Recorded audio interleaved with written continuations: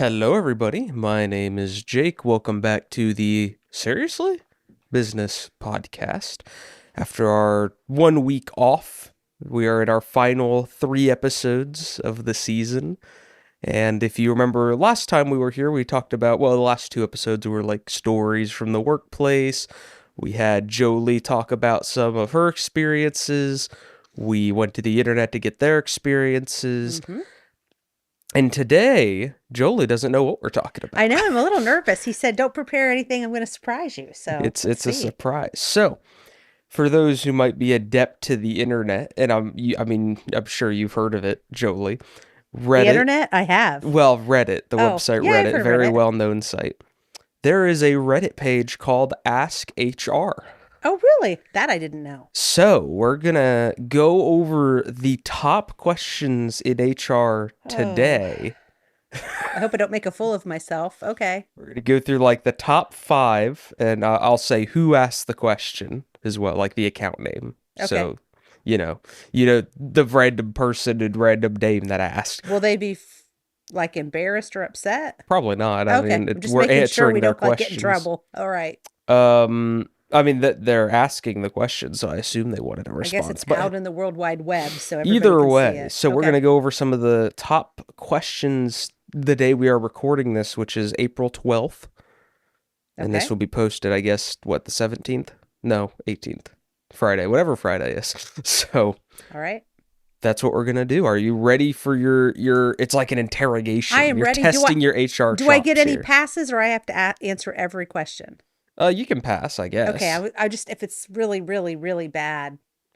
I'm looking for because there's also some that are marked as resolved, so I'm skipping Okay. those And ones. can I just say one thing? Yeah. This is all for entertainment. I am Oh, not giving any 100%. legal advice or anything 100%. like that. Just want That's to a make sure nobody comes back very on me. important, yes. Yep. Yep. This is not this is a we're here to ruminate. We're not here to answer directly. That's right.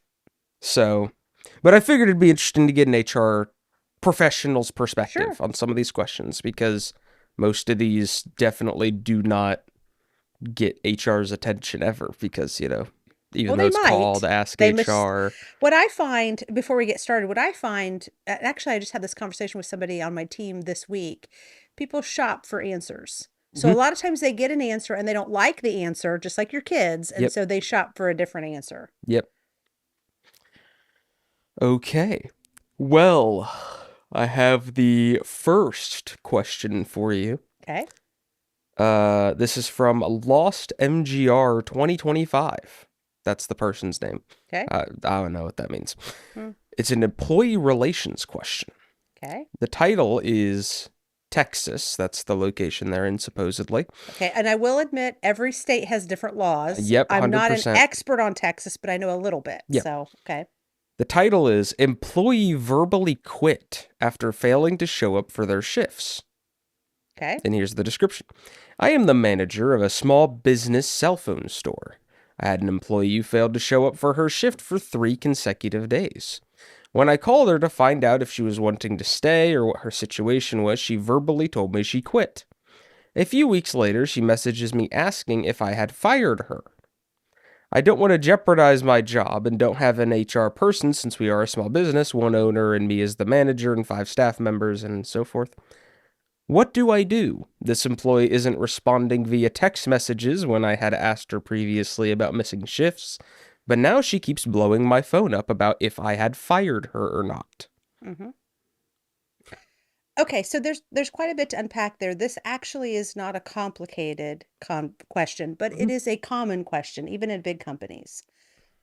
So first of all, most companies will have some kind of a handbook. Even if you're small and you're private, you should have some things that you've written down to be clear on your expectations.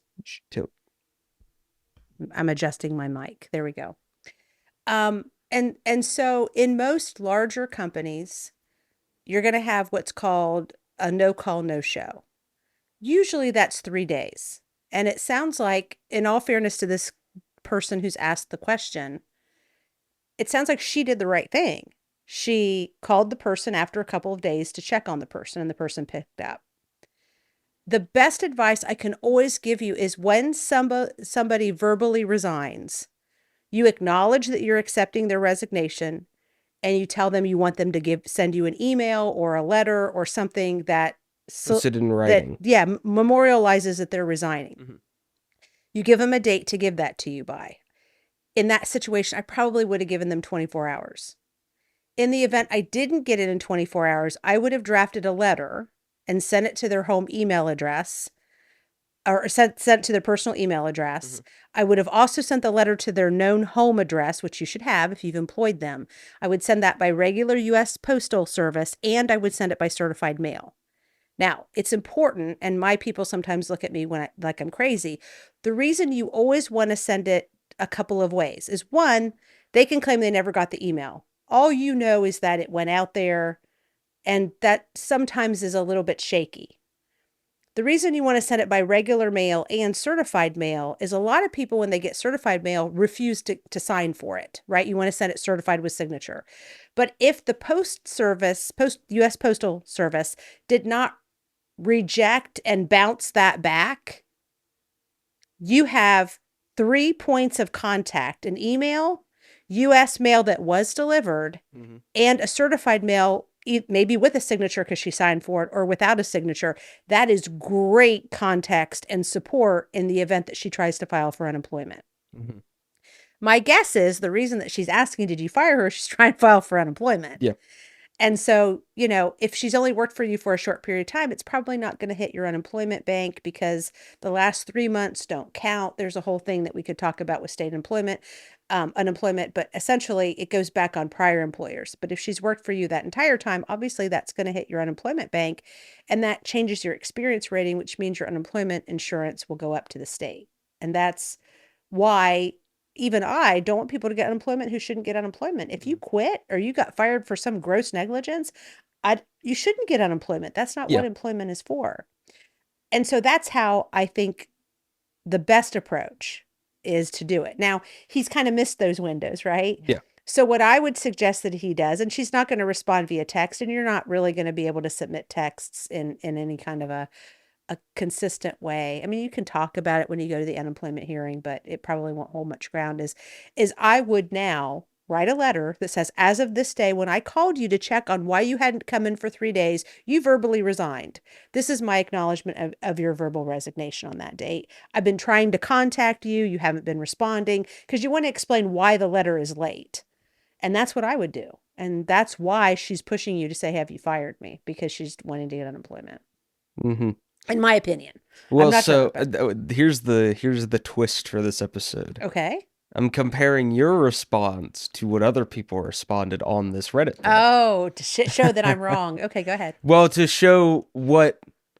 Now we don't know any of these random people, and Yeah, I'm we not don't know going if to they're reveal HR any of these people or random not. That's names. fair. But I want to see what they say in Okay. comparison, right? So most of these are actually in the same place as you. A lot of them are saying this is basically trying to get. This is a concept apparently called job abandonment. It is job abandonment. And a lot of people are no call, talking no about show that. is the same thing as job abandonment. Yeah. Just a So nomenclature. that's what a lot of people are saying. Some people are saying it's a trap. Don't do it. Have the owner decide, because he's not the owner. He's not the owner? Oh. He's a manager of the business. I would talk to the manager, but I think if he's saying she resigned, he needs to memorialize that she verbally resigned to him. As a manager, that carries weight. Well, people recommend to talk to the owner of how they want to do it, things of that nature.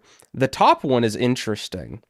And it's basically what you said, except they directly quote Texas laws. Okay. So they bring up a Texas Gov site about type of work separations and what classifies as a job abandonment and all this other stuff. She says, this person says, put it all in writing. Of course. Have it all documented. Mm-hmm. If it's a small business, there's different rights depending on what business you do job abandonment from and stuff. Well, that's an interesting first story for you. Well, and what's interesting is without asking questions, being able to talk to the person, to me, if she verbally resigned to you, that's a resignation. Yep. If you couldn't get to her, you tried her, she didn't show up and all that, then that isn't an abandonment. But it's probably a style issue. You could go either way. But if she actually said, I'm quitting, Well, that's a lot easier than job abandonment to support Yeah. and defend. All right, you ready for the next I'm question? ready. This is a long one, so I'm gonna try to break it down a little bit. This is like an essay. Okay. But the question was asked by the greatest Reddit name I think I've ever read. The Funknificent One. Oh my. What an amazing name.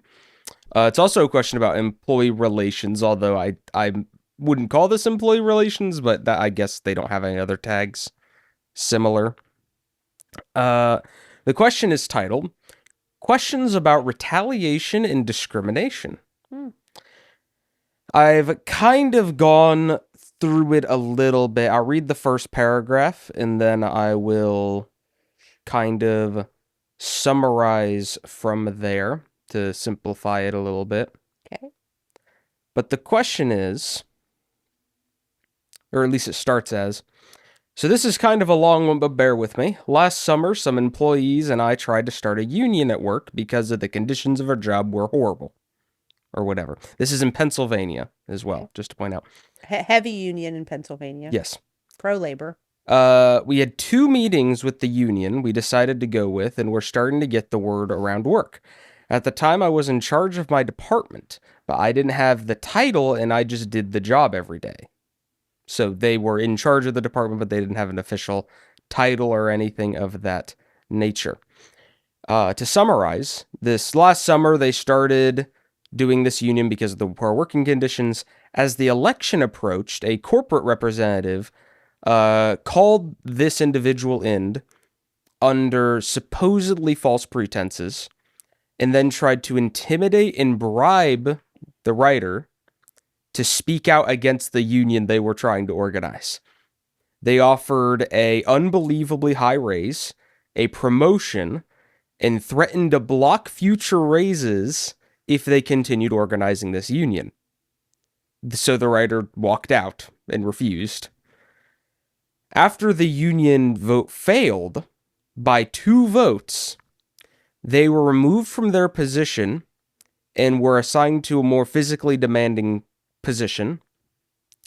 The supervisor openly admitted that this was due to the union involvement, and this admission was witnessed by others.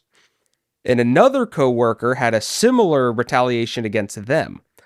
When they reported this to the company's ethics group or their HR kind of group, no investigation occurred, and they were dismissed as quote unquote delusional.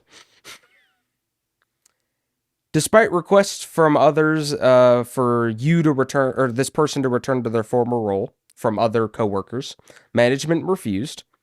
They were singled out more for reprimandable treatments for small problems that no one ever was punished for before, for like a small thing here, small thing there.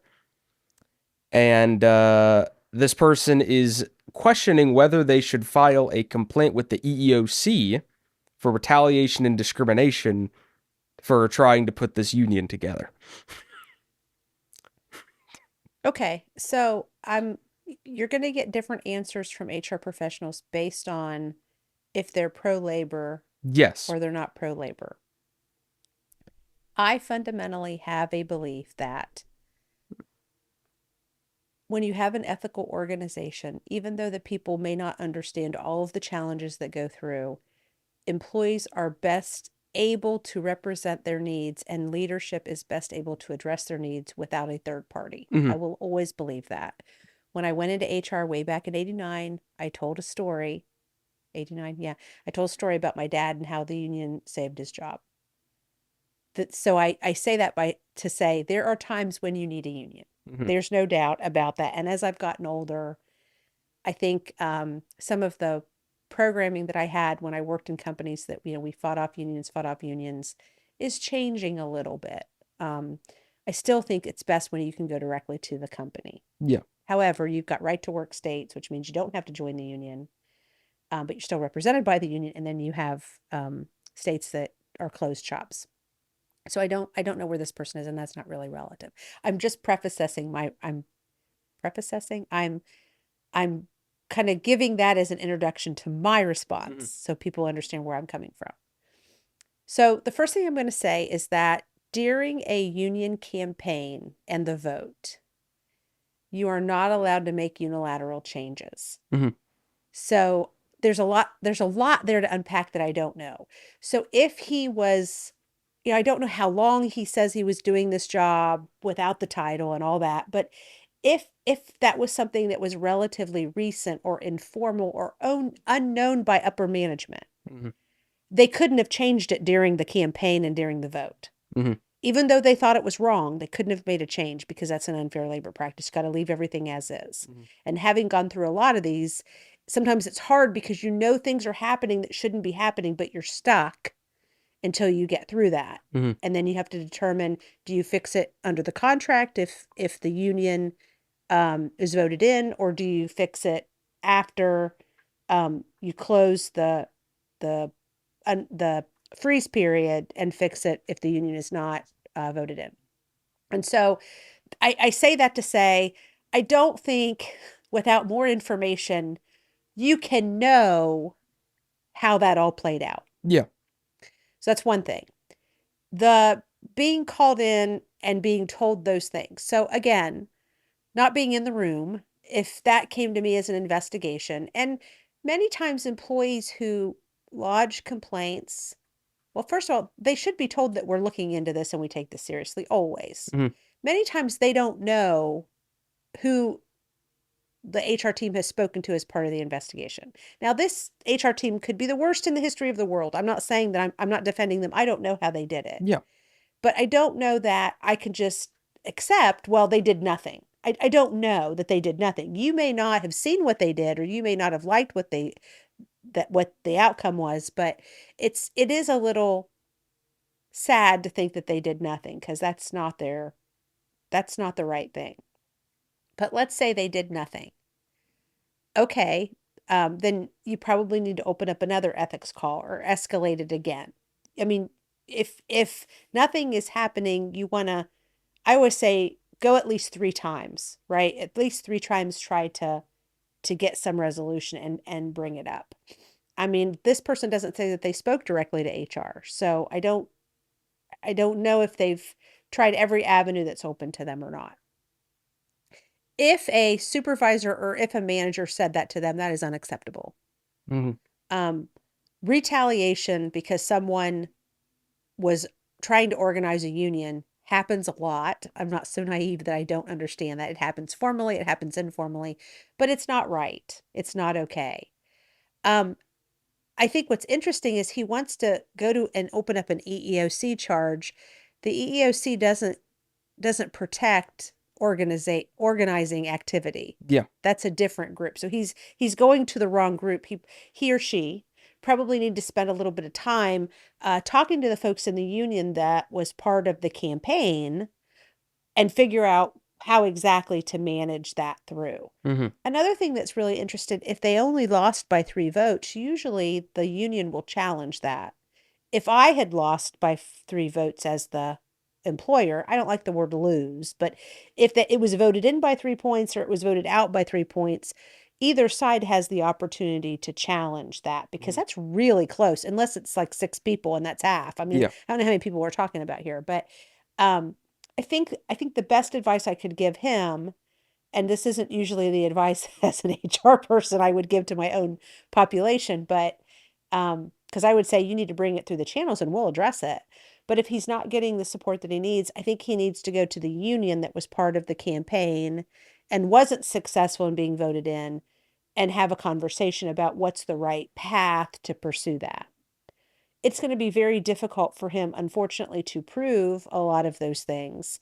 But if he says things were said in front of witness, then he should have witness statements and Hmm. there should be some other things that happen. Now, he's going to want witness statements that aren't just his buddies that have tried to vote the union in, right? You need to have leaders and other folks like that. So never burn your bridges because you're going to need support from folks across the organization. Now, if a leader is going to lie, that's a completely different issue. They're unethical and maybe that's not where I would work if I'm dealing with people like that and doing things like that. So Hmm. I think there's a lot there in the story that I don't know, so it's hard to have a definitive Well, and answer. I could have read the whole story, but That's it's okay. No, no, no, very that's fine. And complicated. that's okay. We have other But stories to cover, but exactly. my point is at the end of the day, should he file an EEOC charge, I think he's going to the wrong agency. Mhm.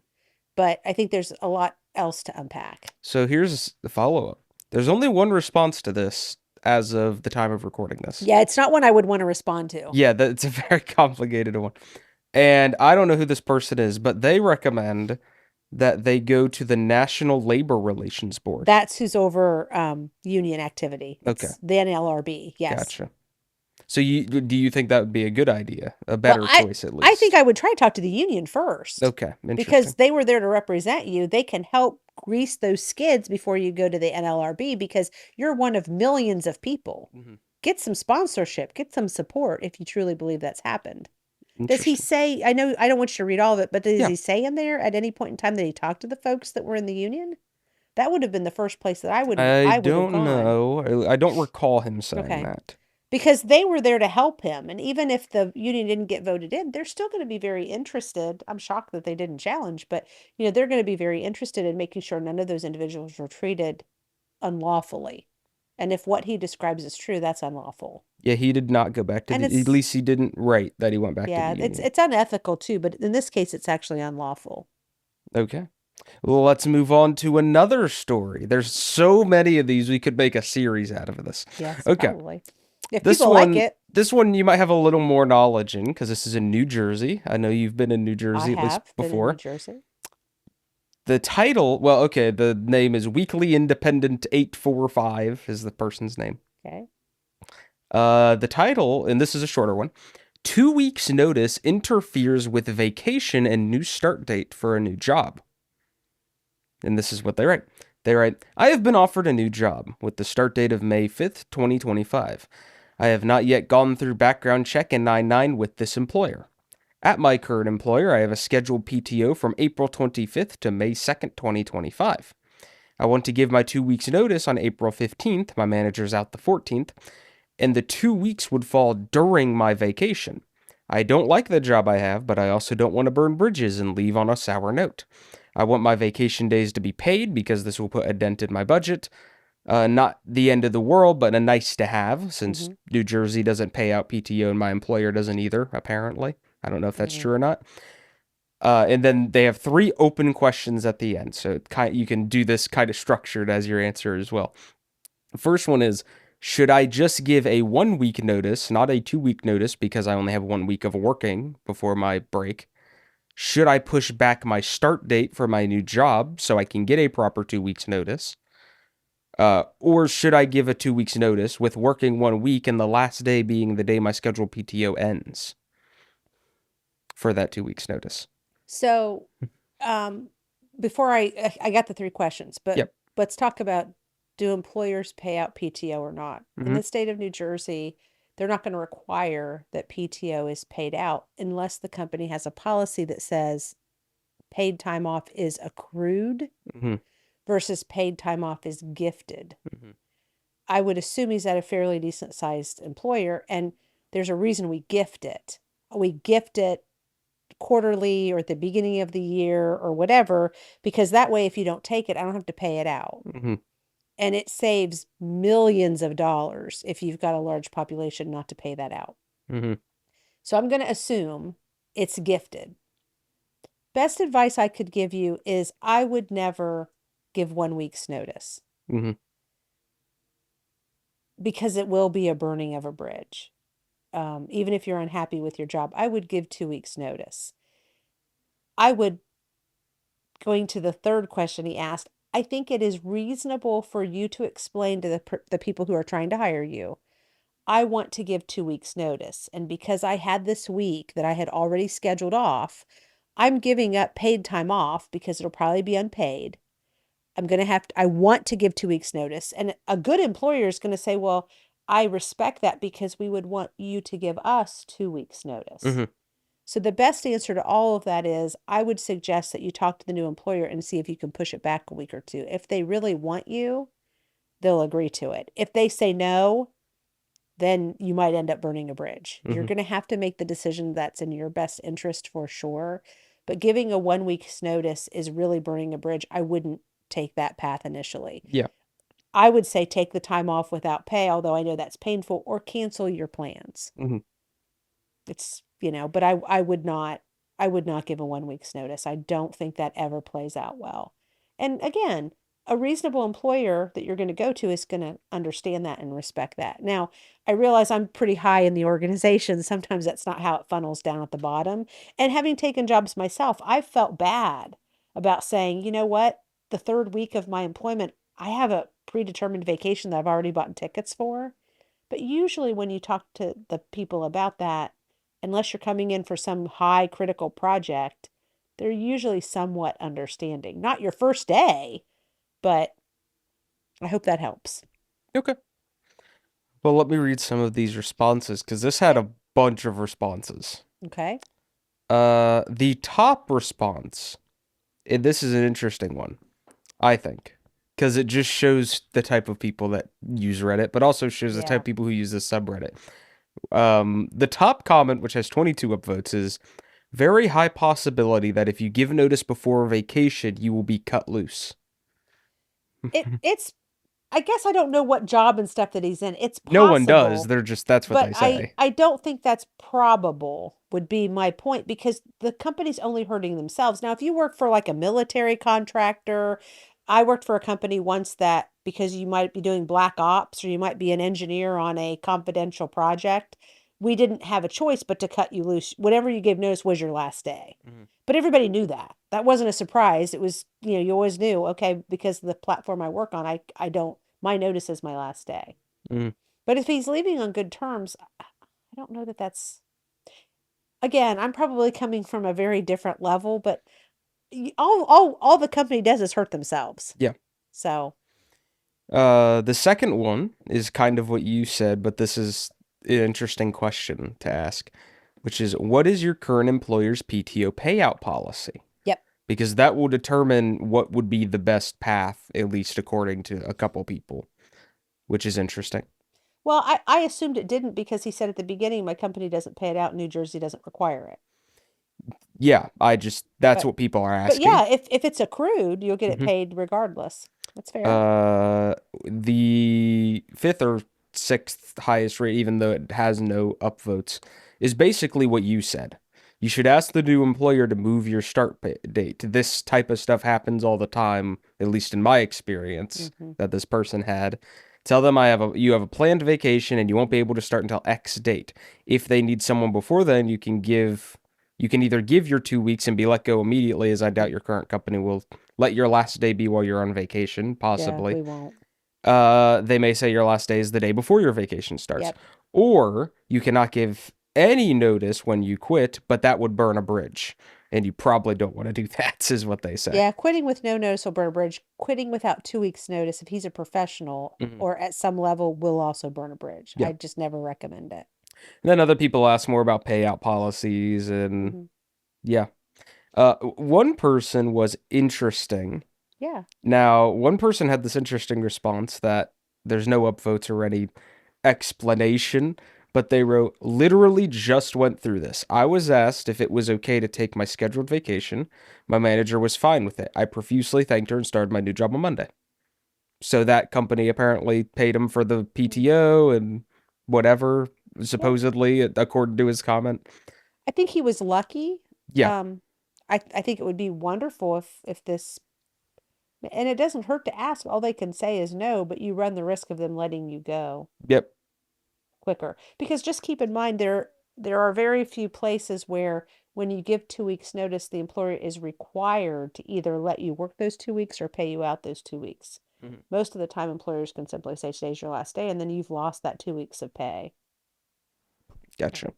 At the higher levels, we don't pay. We do when we say you're done, you're done. But like for hourly people or entry level professionals, we will usually go ahead and pay them through their notice period just to try to have goodwill. Okay. This is an interesting one. This is California. Oh Lord, California is its own country. There's only one response. It's by an account named B underscore MXAZCA. Don't know what that name means, but sure.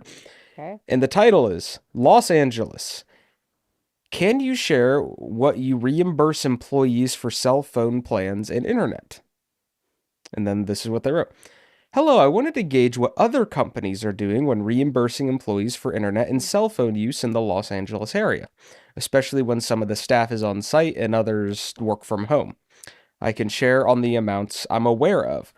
Company A does $40 for cell phones. Company B doesn't do any for cell phones, but does do internet reimbursements during the pandemic, for example. Then went back to the office. Company C, $60 because it's like a studio, smaller company, so they paid more for some reason for cell phone reimbursement, but none for internet because they didn't feel like that was appropriate. And then a production D or company D who does production stuff does 25 on cell phone, some in office. I'm trying to find what's fair for a new company that has both work from home and on-site employees. They currently already give work from home employees $50 per month for internet as they work from home and they want to reimburse them for using their own internet to work from home. What would you guys give for cell phone and internet reimbursements, or do you not do it at all? Well, that's really a style issue. It is, So but it's I think difficult. it's an interesting, odd Yeah. question. So I think things there was a pre-COVID and then there's been a post-COVID. Yep. So I'm gonna sneeze. Hold on a sec. Okay, usually they come in pairs, but not this time. So I've had a number of companies with offices or employees in California, and I don't think California really makes that uniqueness because there's not going to be statutory laws in any state around this that I know of anyway. But I understand what he's saying. I want to be consistent with other employers in LA because I want to compete against other employers Mhm. in LA. So I don't know that I can tell you what other employers in LA do. I can tell you when I had employees around the LA issue, oh, the LA area, how we dealt with it. We usually had a set standard policy that applied to both in office and at home. And here's why. Even if you have in office employees, the chances are pretty good that they're going to have to work from home periodically because it's a late call or something's popped up or they're out on the road or they're on vacation. And so you don't want to create a group of haves and have nots. Um, I think in the early days, when internet was still somewhat um, non standard at home, a lot of companies paid all of an internet bill and all of a cell phone bill. I think that's really a bad practice. I wouldn't do that anymore. But I think what you could do is go out and probably assess what is a fair, a standard plan for an Apple phone through AT&T or whatever is, I don't know, $100 a month. And so we're going to pay $50 of that. I would use whatever you think the standard cost is and then figure out what percentage you want to reimburse and set that as a flat number. I would not use a percent, but I would use that to determine. I think it's probably fair to do like maybe 25 on internet and 50 on phone, or 25 and 50. I think you need just to cap off and figure out what can you afford. I think that's a hard question because that's a style. It Depends is, on but what you want I to think do. getting your Fair. perspective is Yeah. interesting because that's something intriguing. Okay, this is an interesting one as well. Were there any other response? You said only one There's no person responded. responses on Yeah. that one of note, Now, a unfortunately. suggestion that I might make to that particular person is instead of putting that out on Reddit, Mhm. you might go out and like search um like common practices or call the Better Business Bureau, or there must be some other companies that you know in and around. There's also survey data that you'd have to purchase, but it would allow you to compare to what other local companies are doing. You'd be surprised what you could find. I don't know that that's a question I'd probably post on Reddit because that's probably not the forum for it, but you could probably find even companies. You could probably just call companies and say, I'm just trying to benchmark. I'm a small company. I would help somebody who asked me that Mhm. question. All right. Here is another one I got for you from Texas again. Okay. Different person named D Moore 429. And the question starts with the title, Religious Discrimination? Question mark. They write, "Hello everyone. I work for a small company that observes a lot of biblical Jewish holidays. Mm. Uh However, we have different wow, the way they wrote this is very confusing. But they basically quote that the company has different standards for which holidays for some reason. And this is what they write. They said, "Below I have gotten a memo that we all received this morning in regards to Passover this coming week. I'm just wondering if this is legal for companies to do, to require employees to not eat certain things on company premises and potentially requiring disciplinary action if employees don't comply. It's kind of like a weird gray, I feel like. Let me know your thoughts and if this is something that's totally fine for the company to do or that's something that's weird I've never seen before." Now, I've read this memo in full and I'll kind of summarize it because it's a long memo. They basically say, from April 11th to April 18th, they have a policy where you can have no products made with yeast on company property. This includes breads, cookies, soups, some frozen goods, prepackaged drinks, and some other things like sodas, candies, ice cream, and whatever stuff. Basically, most processed or pre-cooked items, and yeast primarily for some reason. Employees are asked to leave such items in their vehicles and eat off property during this period. And they are encouraged to do this starting immediately for this period of time.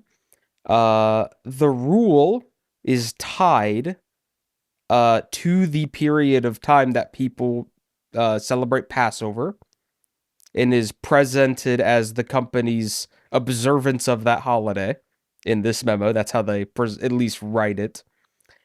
And write that anyone who willfully disobeys this rule may lead to immediate dismissal.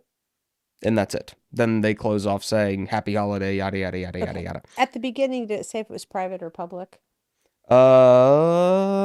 It just says small business. Okay, so it's I private. would assume private. Okay, and to be honest with you, it doesn't really make any difference. This is what I would tell you. A company could make a rule that you can't have coffee in the office. You can't have soda in the office. Yep. You can't consume food in the office. There are a lot of factories that say there is no food allowed out on the floor. Mm-hmm. There's a lot of places that say there will be no peanuts, there will be no gluten. So they can make any kind of a rule like that they want to.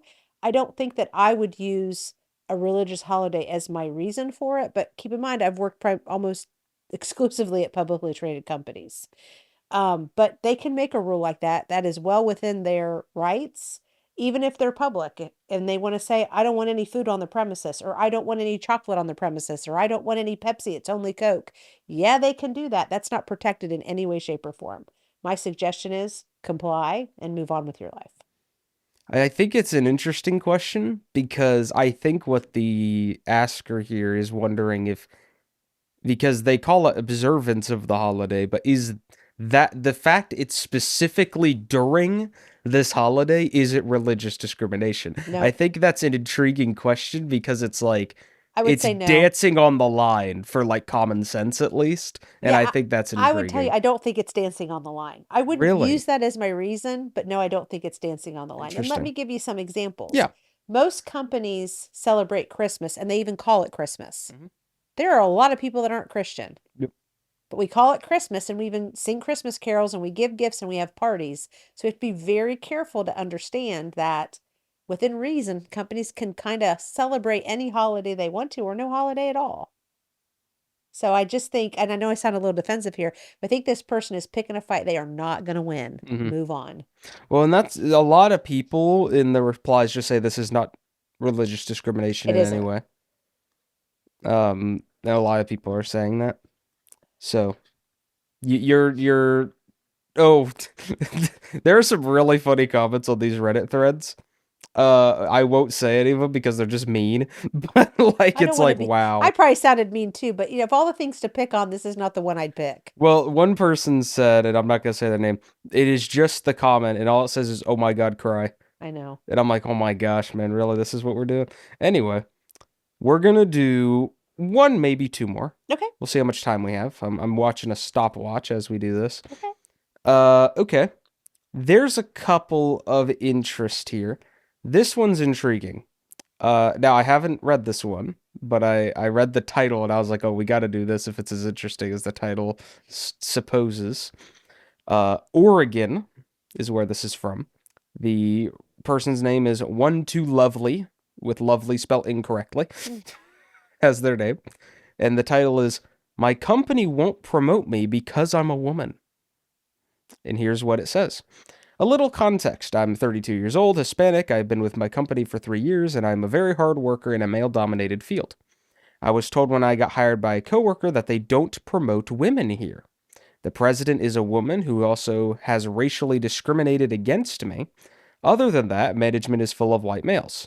I have been working really hard to get the lead position for the last 2 years. A couple months ago, I was told there was no longer need for a lead and to keep up the good job because there were other areas to progress. Well, I was told yesterday the new hire that has been here 6 months will now be the lead.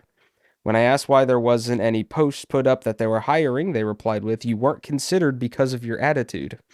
Mind you, I have what we call service awards. Other employees give it to you for my positive attitude and being the best thermometer for everyone else's positive attitudes.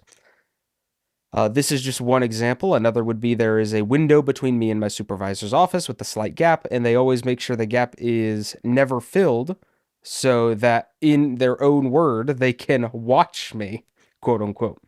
These are just a few examples. I could make this much longer, but I won't. What I'm wondering is that if I have any sort of case, being that I leave this place pretty much every day very upset or emotionally distraught from the experiences I have, I am desperate to leave, but I refuse to let them get away with the things that they have done against me, which they don't explain too much of. Can anyone help, or do I have any sort of thing I can do in this situation? Well, this is what I'll say. That doesn't sound good. Mhm. My heart does break for her because I will tell you that, a lot of the women in the generation before me and even in my generation, we fought really hard to say that gender should not matter in any way, shape, or form. And I think in most ethical companies, it doesn't. However, I don't know what she thinks that she's going to get out of some kind of a case. Mhm. Um, Opening up a case while she's there will, even if they're the best company in the world, really will not make the situation better for her. It will escalate to a point of hostility and Mhm. she'll be miserable. So sometimes you have to lose the battle to win the war. My suggestion is if she's miserable, if she believes that this is the type of environment that she's working on, go find another job someplace else, maybe at a larger organization, someplace where you can be happy. Do you have enough to file a suit? I don't think you'll find an attorney that will take it on that. Mhm. Now, if you've got like documentation where they've a coworker saying they don't promote women is not going to give you anything. Yeah. Um, but if she's got documentation stuff, she can. But what does she want to get out of this? And keep in mind when you do that, if she's trying to grow her career, anybody who ever Googles her or does a background check on her is going to find that. I'm not saying that's fair, Jake, but she needs to be thinking about her longer term approach. So I don't really think there's a whole lot there. I think it's unfortunate. My suggestion is find another job, move on, and take it as a learning opportunity. Never to be that way. I think what's very interesting is, and I think this is a very Reddit type of response. There is a lot of response to this. This is the most replied one we've looked at. Mm, But also, this is the most controversial post we've looked at, mm, according to Reddit. Because it has 0 upvotes and 0 downvotes, which means people are equally upvoting and downvoting it over time. mm. But it was posted like 16 hours ago. So a lot of people in the replies actually, the top answer is really good. It's basically just saying it's really hard to prove discrimination unless you have something in writing Yep. or something proven. Uh, if you want to go forward with this, which I do not recommend generally, try contacting Civil Rights Division with your situation, see if they can help. If you want to do something about it, although a lot of people do not recommend it. A lot of the other replies, and this is where I think having this on a podcast is very important. There's a lot of replies here talking about how she should fish for this information so she can document it. and write it down, and so she has evidence of it. Where your approach is more, you should just try to move past it for and move on to something better. Where a lot of people here are like, you should try to prove it. The problem is you get stuck in that, Yeah. and it makes you bitter and angry, and life is too short. Well, and Life is that too short. Reddit is defined by bitter and angry, so that Move kind of on. Move on. makes a lot of sense. Um, well, we have time for one more if we want to. We're at 45 minutes, so we could Okay. probably do a quick one. There was a pretty quick one I had. Let me see if I can find it again. Yeah, okay. This is an easy question, I feel like. Very quick. We'll end it off strong. In Georgia, No, where I currently reside you do and you reside in currently Georgia. reside, um, it's a basic question, very straightforward, and it's a question about FMLA. Hmm. For those who don't know what FMLA is, as some people might not, it is the Family and Medical Leave Act, which is a United States labor law providing eligible employees with job protected unpaid leave for certain family and medical activities or whatever. Hmm. And some states require paid leave. Exactly. Georgia is not one of them. So this person wrote, question about FMLA. Can I use FMLAs for days prior to my surgery? I need to get a week off to get things in order and do a pre-op for the appointment. Does this qualify for FMLA or does only the surgery? It will depend on how her doctor fills out the FMLA paperwork. Mm-hmm. So if the doctor indicates that there are sessions or things that she has to do prior and she needs time off to do that, then the answer is yes. But the paperwork really determines what the employer can allow you off for. That's a very simple question, a very simple answer. It is. Well, and I wanted to ask because some of these responses overcomplicate it Hmm. or they give a very vague answer. The top one says exactly what you said. The employer will go by whatever date is on the forms. Talk to your doctor. Hmm. That will be your answer. But they also put in, keep in mind, chores for medical things are not FMLA qualifying most of the time. Agreed. It's only to attend medical appointments, Mhm. treatments, or because you're sick. Yep. So I didn't say it because I was trying to be nice, but I need a week off before my surgery. I don't think your doctor is going to give you that. Mhm. But if you have pre-ops and different things that you have to do that are medical related, like appointments or treatments, then yes. But just because, oh, I'm going to have to take some time to do my laundry or to go to the bank or to clean my house because I'm not going to be after, no, that's not part of FMLA. But you can really understand FMLA by just going out and Googling it and understand what it tells you, and then go to your doctor and say, I've got these appointments prior or whatever. But if you go to him and say, I want a whole week off, he's going to tell you no. Well, and a lot of the responses are just a no. Yeah. Just no, that's not how that works. No, that's not how But it FMLA could be that works. she's got that she might have appointments. I mean, Well, I and don't know. that's where it's like, and if we ever do another episode of this in the Mhm. future, because I feel like this is a very fun type of episode, seeing what See if people actual like it. real Yeah, yeah. questions there are. When you ask questions, be detailed, right? Because this is a very short question, Hmm. but like during that week, are there appointments? That'd be very important, Yes, it would be right? important to know. What are the appointments for? Like I know, like and tell me if I'm wrong, but I would assume like if you had a like cancer treatment Hmm. appointment or something, that would probably qualify for FMLA if It it's would. part of it, right? Or part of the Yeah. before or after, Well, because I'm sure that would. yeah. And so I don't know what this person does either. I mean, sometimes your employer will just give you a little bit of flexibility pre-op type Mhm. stuff. But like I, at one point in time, had a pretty major surgery. I had to have my gallbladder removed, and I had two appointments leading up to that. Now I was in a different position. I didn't take FMLA, but if I had gone to my doctor and asked him to fill FMLA paperwork out, because I had those sessions with the surgeon, and then I had to do a pre-op at the hospital because that's when everything was like, basically they wheeled you on a gurney. The gurney never stopped. They removed your gallbladder and then you were out the door. I mean, I couldn't have been awake 20 minutes after having the surgery and they were shuttling me out in a wheelchair. I didn't even know how I got home, to be honest with you.